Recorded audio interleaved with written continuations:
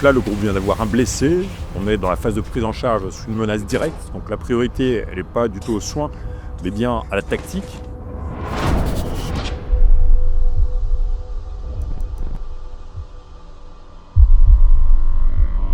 Sitôt qu'on a réalisé l'extraction, qu'on n'est plus soumis qu'à une menace indirecte, ma prise en charge, elle va commencer par la recherche et le traitement des hémorragies massives. Là, ici, je constate d'emblée qu'il y a une hémorragie évidente au niveau du membre inférieur droit.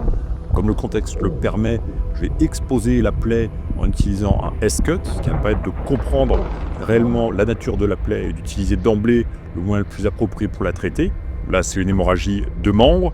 Je vais utiliser un garrot tourniquet. J'utilise celui du blessé, ce qui va me permettre de préserver mon matériel pour d'autres blessés ou moi-même. Là, on est dans la phase de menace indirecte, donc j'ai pu exposer la plaie. Je peux d'emblée positionner le garrot tourniquet au plus proche de la plaie en respectant un certain nombre de règles. Donc là, j'ai fini de poser mon garrot, je me suis assuré qu'il était bien efficace et j'ai documenté l'heure de pause pour la suite de la prise en charge. Je vais pouvoir aller chercher d'autres hémorragies des membres. Attention, dans un environnement où la visibilité est très limitée comme ici, mes gants sont déjà souillés par le sang de la première plaie, donc c'est extrêmement rapide d'aller rater une plaie et donc de ne pas comprendre la prise en charge du blessé. Donc il faut être extrêmement rigoureux et avoir un ordre de recherche des plaies qui soit systématique et drillé.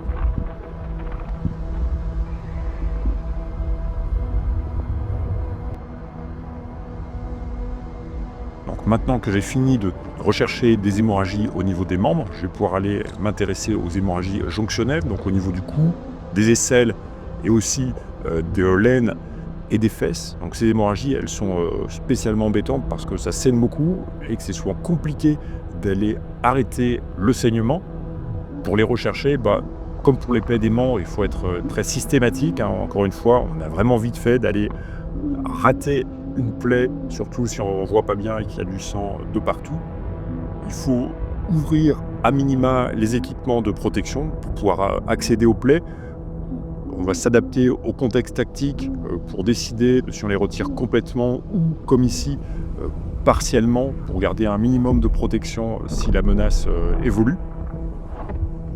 Donc là, j'ai identifié une plaie au niveau de la fesse droite. Donc là encore, il va falloir exposer la plaie.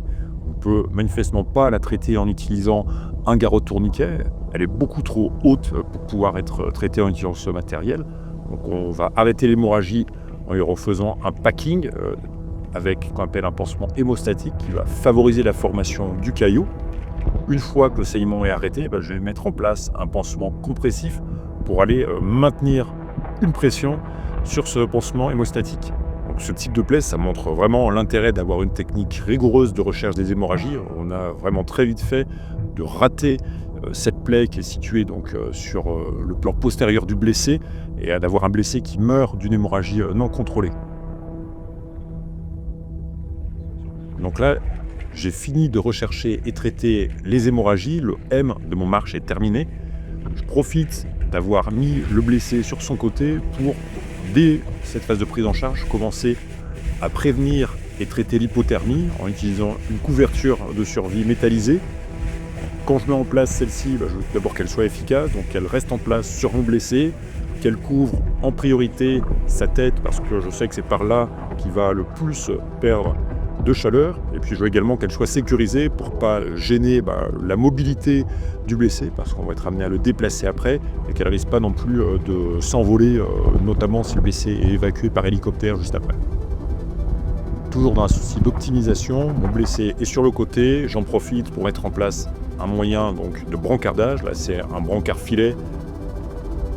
Donc systématiquement, j'utilise une superposition de deux paires de gants, ce qui me permettra de changer la paire de gants du dessus, qui va très rapidement être souillée, ou bien d'un blessé à l'autre, et de remettre une paire de gants propre par-dessus cette première paire de gants.